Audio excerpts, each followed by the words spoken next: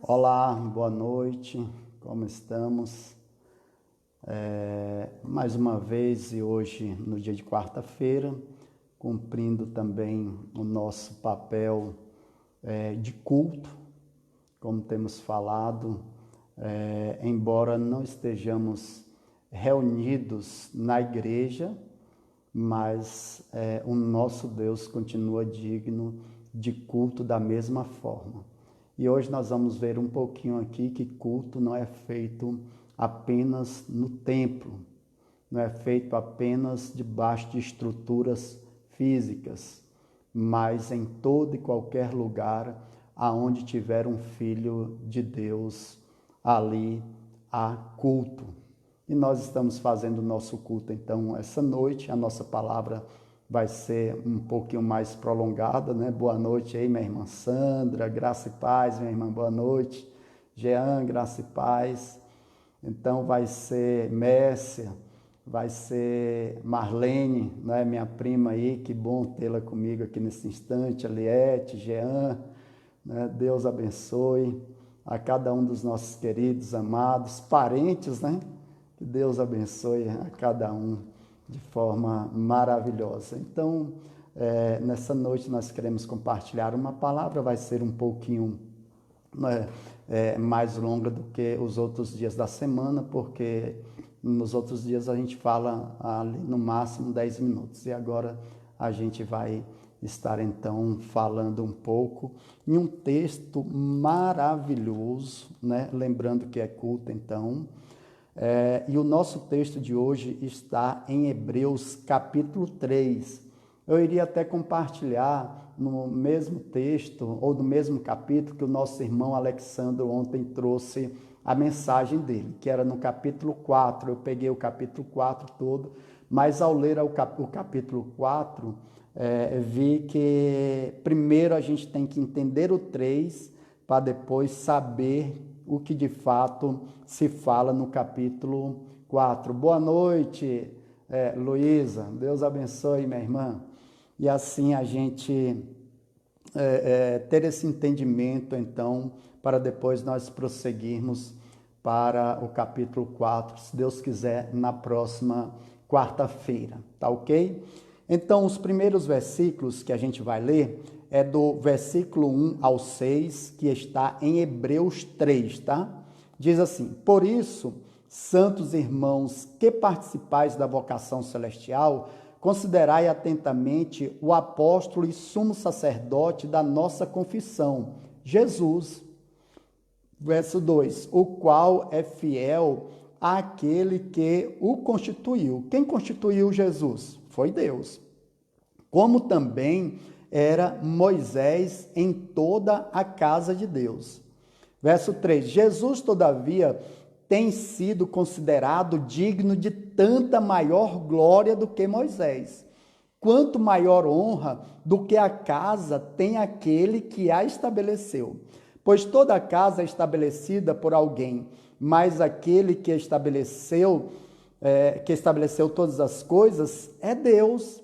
E Moisés era fiel em toda a casa de Deus como servo, para testemunho das coisas que haviam de ser anunciadas. 6. Cristo, porém, como filho, sobre a sua casa, a qual casa somos nós, se guardarmos firme até o fim a ousadia e a exultação da esperança.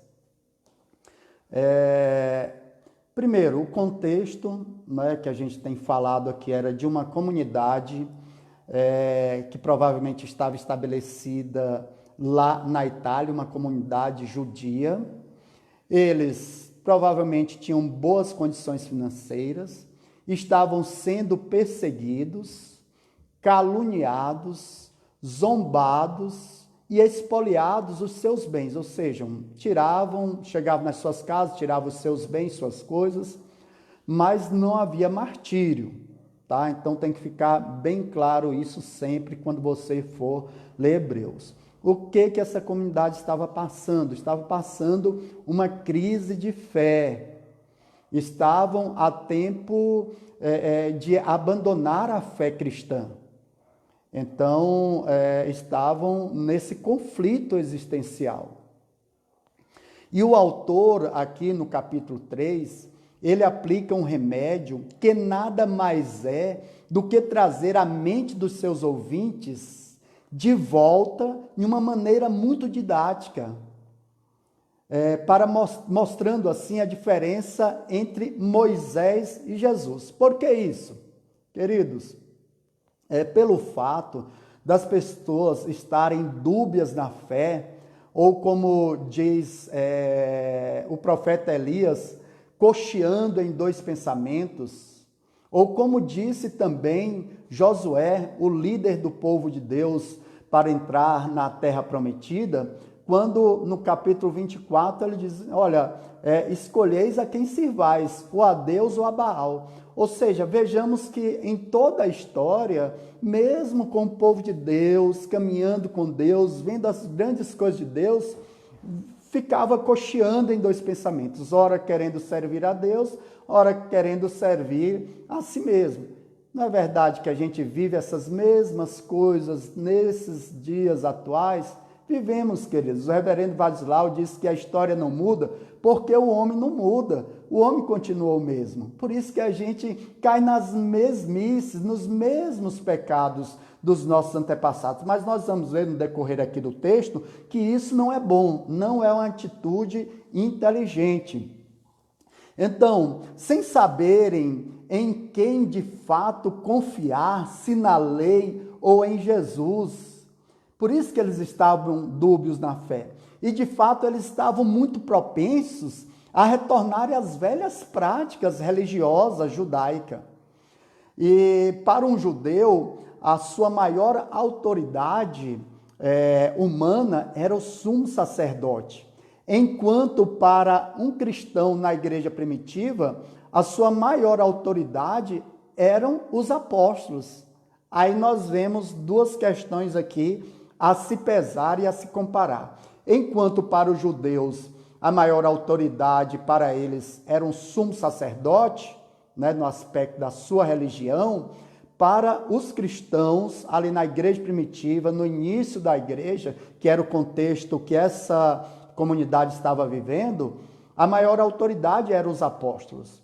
E aí o autor brilhantemente chama a atenção deles no versículo 1, pegando essas duas colunas dorsais. Por isso, santos irmãos, que participais da vocação celestial, considerai atentamente o apóstolo e o sumo sacerdote. Vejam só como que a didática do escritor aqui chama a atenção deles, não desprezando nem o sumo sacerdote e nem o apóstolo, mas pegando os dois e lançando sobre Jesus Cristo. E aí ele diz, considerai atentamente o apóstolo e sumo sacerdote da nossa confissão, que é Jesus. Não é? Sumo sacerdote por quê? Porque todo o livro de Hebreus vai falar sobre o sumo sacerdote, que é Jesus Cristo, acima de todos os outros do passado. E a igreja primitiva tinha como autoridade também humana os apóstolos. Então ele traz os dois juntos, converge e diz que Jesus Cristo é essa maior autoridade e que é a autoridade da confissão daquela comunidade judaica, que agora já não era mais os apóstolos do tempo atual e nem os sumos sacerdotes da religião judaica. Agora era tão somente Jesus. Como isso é lindo, não é? O autor converge agora apontando para Jesus, porque tanto os sumos sacerdotes do Antigo Testamento apontavam para Jesus, como os apóstolos também apontavam para Jesus. Mas eles, em momentos de crise de fé, queriam voltar para a essência dos dois. Então, o autor da carta tem esse cuidado de pegar as duas maiores autoridades e mostrar que Cristo é maior do que os dois. E uma observação aqui que eu faço, queridos, é como é fácil a gente priorizar o supérfluo em detrimento daquilo que é importante. Veja que ele também tem que falar aqui a partir do verso 2, o qual é fiel àquele que constituiu, como também o era Moisés, em toda a casa de Deus. Jesus, todavia, tem sido considerado digno de tanto maior glória do que Moisés, quanto maior honra do que a casa tem aquele que a estabeleceu. Ou seja, eles queriam voltar para a antiga lei, para a antiga religião, para a prática dos sacrifícios e de olho na casa. Queridos, aí quando eu digo que é mais fácil a gente priorizar o supérfluo em detrimento daquilo que é importante, eu estou dizendo que é mais fácil a gente amar coisas e desprezar pessoas, não é verdade? Tem gente que por causa de uma coisa, de um bem supérfluo, não é? Ele briga com a família toda, perde a amizade de bons amigos. Veja se isso não é verdade. Como é fácil a gente correr esse risco. O risco é tão grande hoje como foi no passado. Veja por quê. Este povo estava querendo voltar então às práticas antigas, porque lá eles viam e faziam os sacrifícios. Agora, com Jesus, que já foi o próprio sacrifício, eles não precisavam mais matar o cordeiro, oferecer esse sacrifício no templo. Já não precisava disso, mas a gente gosta de fazer as coisas. A gente gosta de colocar as mãos, a gente só se satisfaz fazendo. E não precisava mais fazer isso, porque Cristo já tinha feito e cumprido todo o ritual. Como é difícil, queridos, a gente entender esse princípio de que Cristo era o Cordeiro de Deus que tiraria o pecado do mundo e que uma vez ele morto, então na cruz do Calvário, não precisava mais desses sacrifícios que os judeus então faziam. Então agora eles não precisavam mais da religião e somente da fé, do exercício da fé. O que eu quero chamar, queridos, a nossa atenção aqui, para nós que somos desse tempo, não amarmos coisas, que seja mesmo até as coisas de Deus, que seja mesmo até a própria casa que a gente chama de casa de Deus, que é o templo, que é a construção aonde nós nos reunimos, que a gente chama de igreja, mas na verdade, igreja somos nós. Até porque isso é mais fácil da gente cuidar, não é verdade? É mais fácil a gente cuidar de coisas, do templo, da estrutura física, do que de gente. E hoje nós estamos percebendo isso por conta do isolamento social, da crise que a gente está vivendo, de pessoas padecendo necessidades. Então a gente está dentro do nosso isolamento, mas na nossa zona de conforto é bem facinho. Mas agora é que a gente tem que mostrar para o que nós viemos, para o que nós fomos chamados. Agora é a hora de deixar de cuidar do templo, da primeira igreja presbiteriana do PSUL, da estrutura, para cuidar de gente que está precisando agora.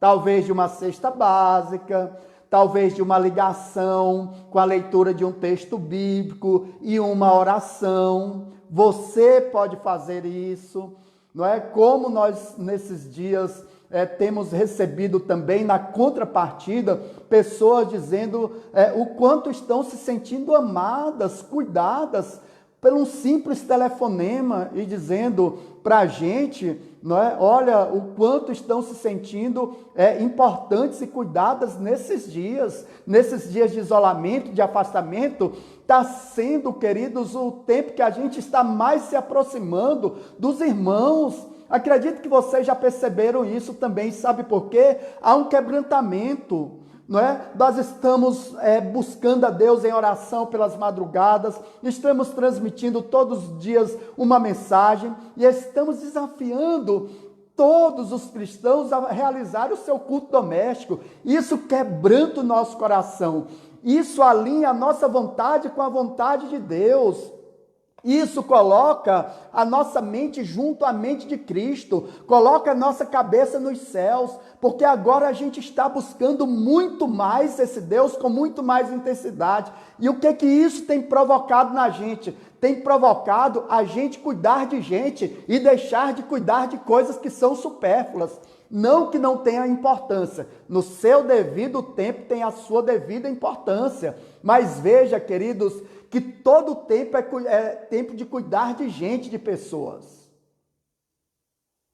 E nem todo tempo é tempo de cuidar de estrutura de coisas. Entre estrutura, entre coisas, entre construção e uma pessoa, qualquer que seja ela, devemos cuidar de pessoas. Sabe por quê, queridos?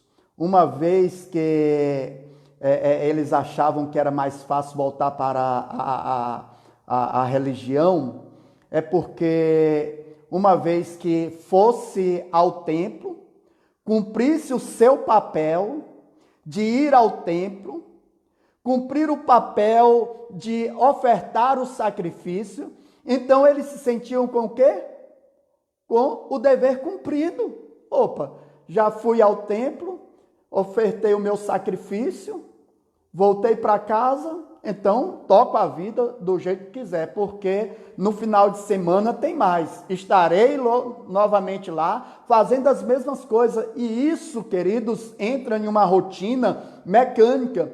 Tanto foi perigoso para eles, tanto quanto é perigoso para mim e para você. Irmos à igreja, queridos, chegarmos lá, entrarmos no templo, participarmos do culto, ouvirmos alguém cantando, ouvirmos alguém orando e ouvirmos alguém pregando. E aí saímos, vamos embora do nosso domingo, dever religioso cumprido, vai tudo bem. Não vai tudo bem. Isso, queridos, era um costume judeu, não deve ser um costume cristão. Fazemos isso todos os domingos, todas as quartas-feiras e alguns outros dias variados da semana, mas não pode ser nesse mecanicismo. Tem que ser algo vivo, verdadeiro, um culto vivo a Deus. Queridos, e sair com a sensação de dever cumprido, né, talvez satisfaça a mim e a você, mas nunca vai satisfazer a Deus. Preste atenção nisso, nunca satisfará a Deus. Imagine aqui comigo a parábola do bom samaritano. Diz que os malfeitores pegaram uma pessoa que estava em uma estrada deserta e bateu nessa pessoa, surrupiou essa pessoa, levou seus bens e deixou à beira da morte, ali também à beira do caminho. Passou o sacerdote, certamente tinha o compromisso litúrgico ali no templo. Certamente olhou para o sol e disse: olha, o sol já está muito alto, eu tenho que chegar no horário lá, porque senão não vai haver culto, não vai haver sacrifício, não vai haver louvor e adoração a Deus. Então não posso cuidar desse ferido aqui. E certamente também ficou com medo, né, de se comprometer e os próprios assaltantes estarem ali por lado, por perto. Então ele vai embora. Passa o levita, chega, vê a mesma coisa que o sacerdote viu, e aí diz: olha, se eu não for para o templo, não vai ter louvor, não vai ter cânticos espirituais. Então a comunidade vai ficar prejudicada, o culto a Deus vai ficar prejudicado. E foi, cumpriu o seu papel religioso. Passando então o samaritano, que eram considerados inimigos dos judeus, passando por ali, viu a mesma coisa, mas agiu de forma diferente. Ou seja, queridos, o fato de ser religioso, de ir à igreja, tão somente isso não muda o coração de ninguém.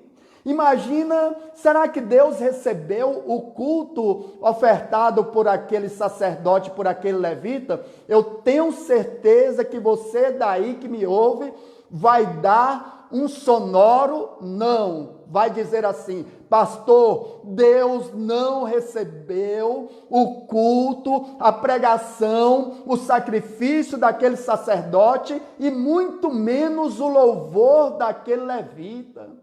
Queridos, o nosso culto está diretamente ligado ao nosso coração e ligado também ao que fazemos, não é? Diante da realidade que vemos. Dois viram a mesma realidade e passaram de largo, diz exatamente o texto.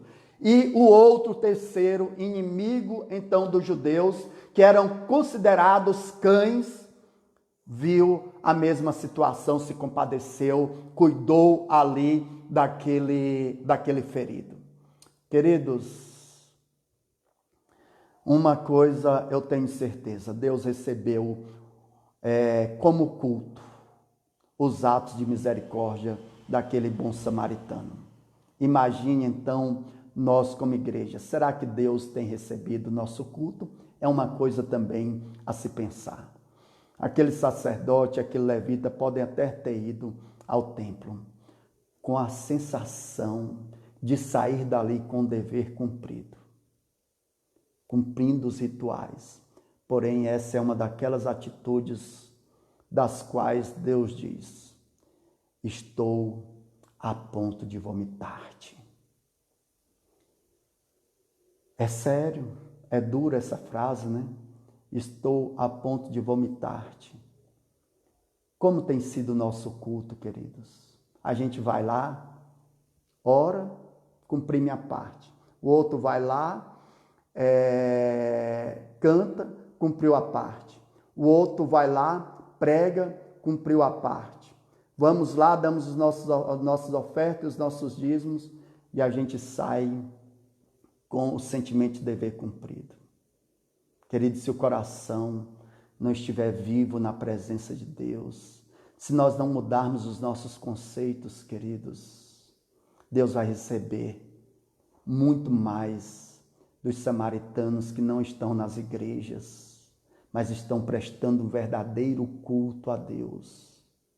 Não que o serviço social, a obra social substitua o culto, mas entre um culto sem vida, miserável, entre um culto sem quebrantamento, entre um culto sem sinceridade, entre um culto onde não há louvor do coração, do fundo da alma, entre um culto onde a pregação é superficial e não fala em primeiro lugar com o pregador, entre um culto aonde a gente canta aquilo que não se vive, e alguém que está fazendo algo lá fora, cuidando de gente que está à beira do caminho, largado, abandonado, esse culto, queridos, provavelmente será muito mais aceito do que o nosso, do que o meu,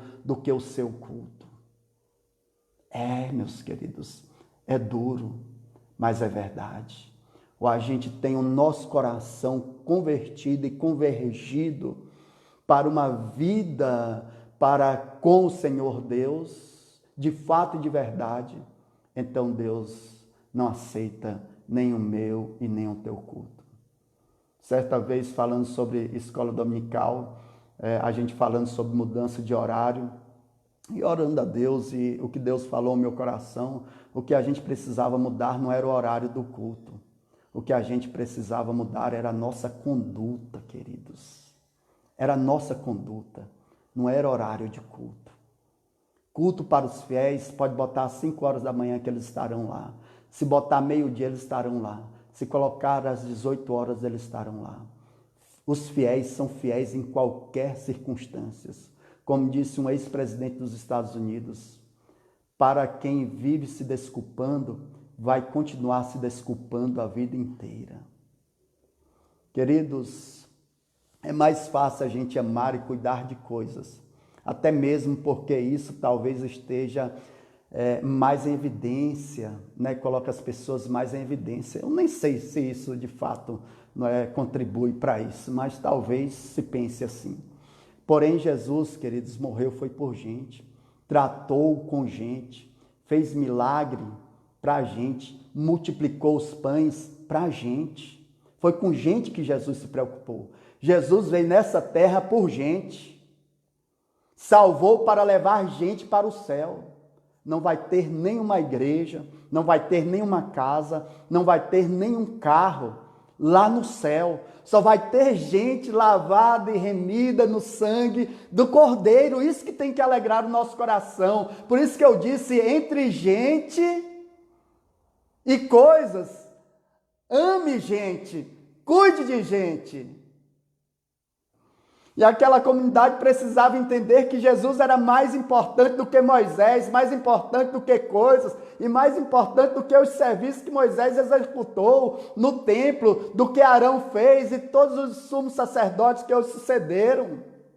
Hoje somos a casa de Deus, no versículo 6, como somos a casa de Deus, se guardarmos firme até o fim, a ousadia e a exultação da esperança. Ou seja, queridos, tem gente falando mentiras com tanta convicção que parece que é verdade. E tem gente falando a verdade sem nenhuma convicção que parece mentira. Quando ele diz aqui sobre ousadia e exultação, está falando sobre coragem e alegria.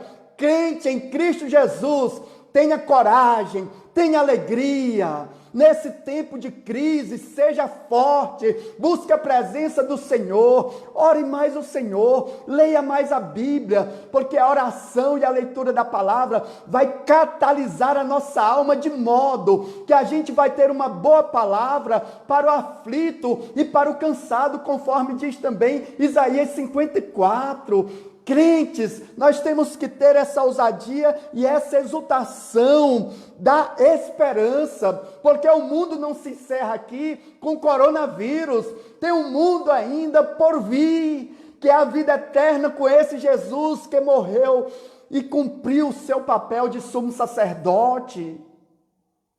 Ah, queridos, hoje temos a oportunidade de escolher entre pessoas e coisas, entre pessoas, prédio, entre pessoas, templo. Hoje estamos tendo a oportunidade de escolher entre a religião e verdadeiramente o cristianismo.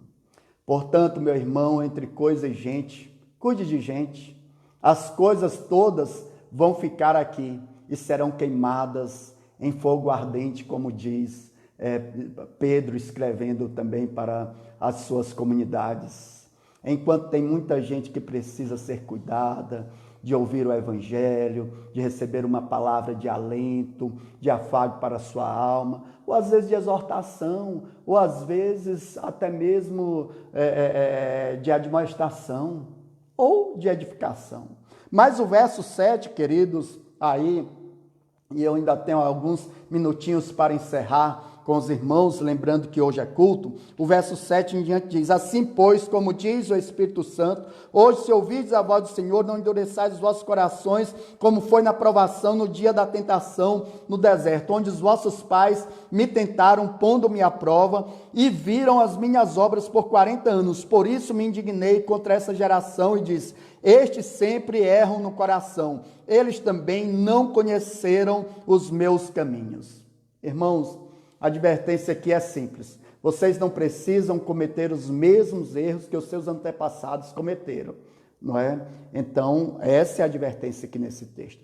Aí você pode perguntar assim: pastor, quais foram esses erros? Então, a gente precisa, pelo menos, entender dois textos para compreender esse texto aqui. Dois textos do Antigo Testamento, pelo menos dois. São muito mais. Mas Êxodo 17, do 1 ao 7, e Números 20, do 1 ao 13. Pelo menos esses dois textos, né? São histórias parecidas, porém em tempo diferente. Mas, porém, também com o mesmo viés de rebelião contra Deus. E aí deixa eu explicar aqui. No primeiro evento aí de Êxodo 17, o povo no deserto começou então a reclamar para Moisés sobre a falta de água. Contenderam contra Moisés e tentaram ao Senhor. Se você ler, você vai ver isso claro no texto. Nesse evento, então, Deus manda Moisés ferir a rocha com seu cajado, e aí Moisés foi lá, feriu a rocha representava Deus, então, que na verdade estava sendo ali uma figura, um tipo de Cristo. Então, aí eu explico para vocês. Moisés foi lá, feriu a rocha, e da rocha brotou água. Aí você vai lá para João 19:34, quando Jesus, na sua morte, um soldado lançou ali para conferir se ele estava morto mesmo, enfiou uma lança no seu lado, e aí saiu sangue e água. Essa água também, que era um exemplo da rocha ferida por Moisés com o seu cajado. Da onde saiu água lá, saiu água do lado também de Jesus Cristo. E Jesus é o nosso Salvador, a água da vida que veio dessedentar aqueles que têm sede da salvação. No segundo evento, o povo também reclamou por falta d'água e se colocaram também contra Moisés, duvidando de Deus. Nesse caso, Deus mandou Moisés falar à rocha, que da rocha sairia água. E Moisés, num ato intempestivo, foi lá, irado, por conta da pressão do povo, ao invés de falar à rocha, que foi diferente do primeiro evento, Moisés pegou e tocou na rocha, feriu a rocha. E isso, queridos, saiu água da rocha. Mas custou a Moisés e Arão um preço bem caro. Eles não puderam entrar na terra prometida por conta deste ato. Queridos, aí temos que pensar sobre algo. O perdão existe. Creio que tanto Moisés quanto seu irmão Arão foram para o céu. Porém, o ato pecaminoso de rebeldia, de ira intempestivo deles, lhes tirou o privilégio de entrar na terra prometida. Tem coisas também que a gente faz intempestivamente, queridos, que às vezes nos custa caro. Custa caro a mim, custa caro a você, custa caro a nossa igreja. A gente faz coisas que às vezes são impensadas, que a gente não refletiu, não orou. Eu estava pensando, quando estou lendo esses textos nas minhas orações, pelas madrugadas, aí eu estava pensando, Deus, às vezes tem uma pessoa de 40 anos, mas a sua idade emocional é de um menino de 15 anos, e a sua idade espiritual é de um menino de 1 ano ainda tomando leite. Uma pessoa com 40 anos de idade, vivendo uma idade emocional de 20 anos, como uma criança espiritual ainda tomando leite materno. Queridos, de uma criança, Deus espera a atitude de uma criança, mas de um adulto de 40 anos, Deus espera uma atitude de um adulto de 40 anos. Deus, queridos, não vai aceitar. Não é? Então, nós temos que amadurecer emocionalmente, não é verdade?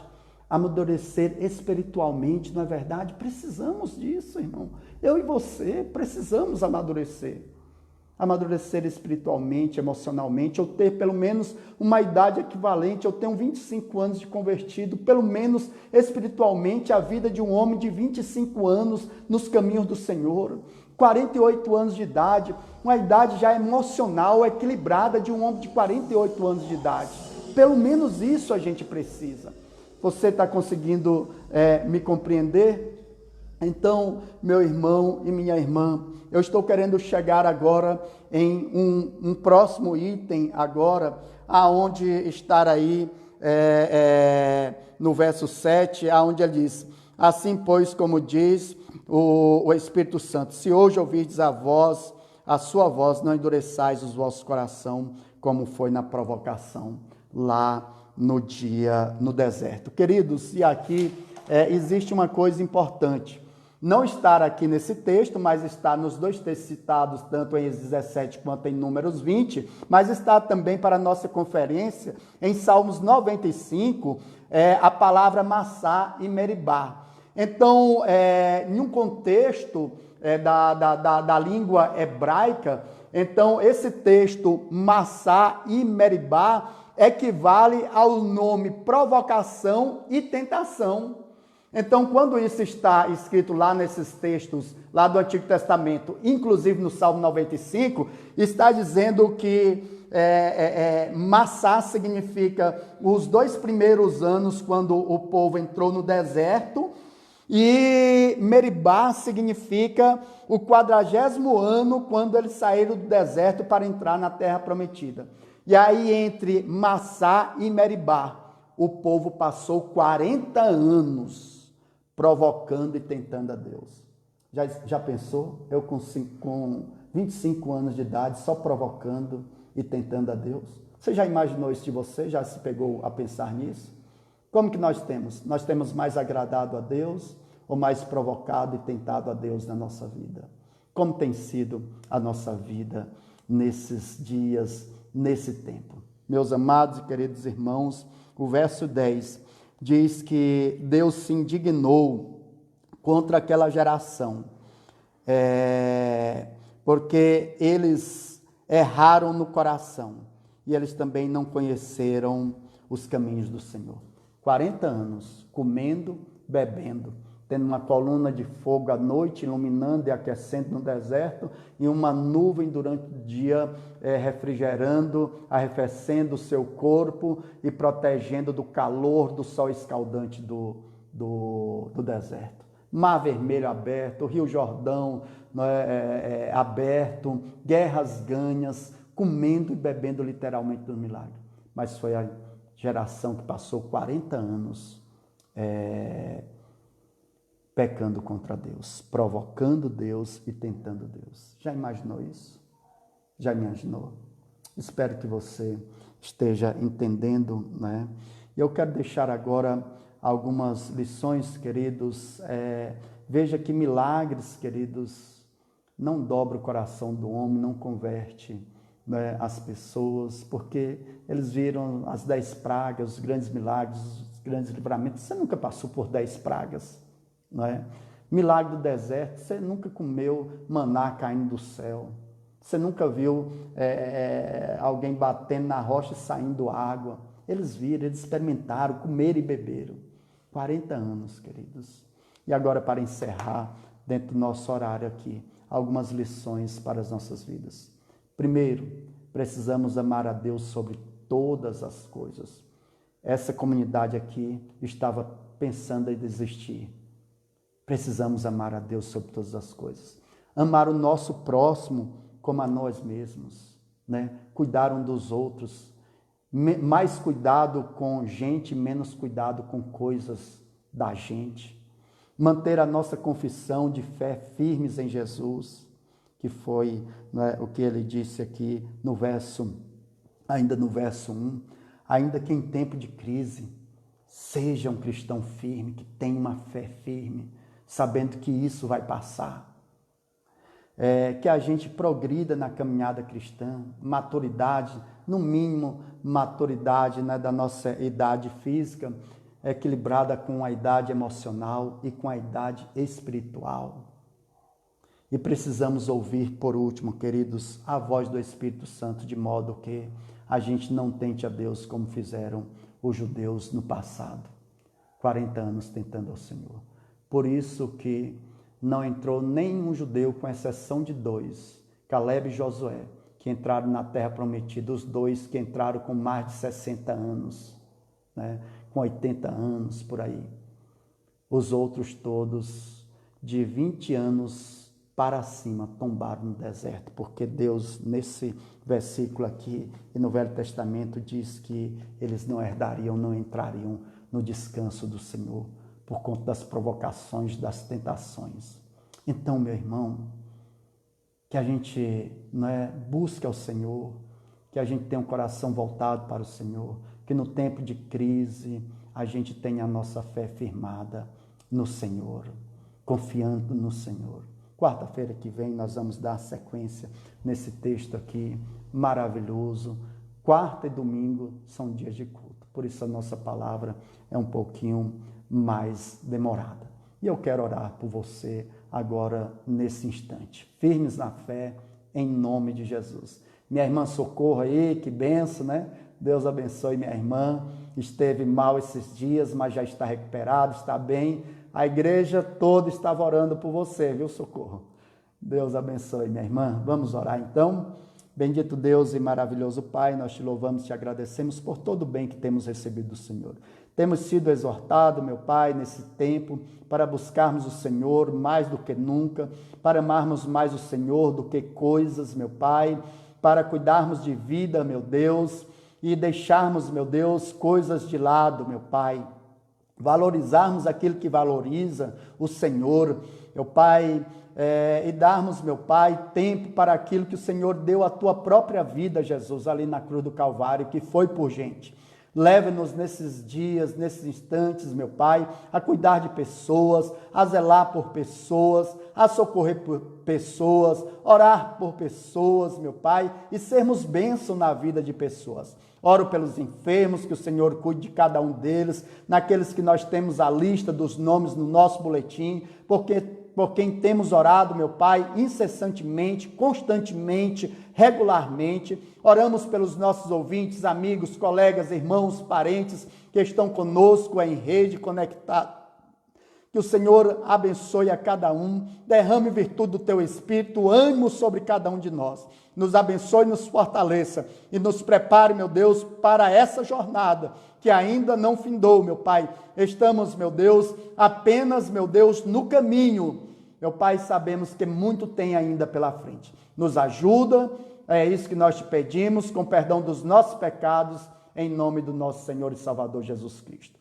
Que Deus te abençoe, Deus nos abençoe, hoje e sempre, em nome de Jesus. Valeu, Ordilei, grande abraço, meu irmãozão.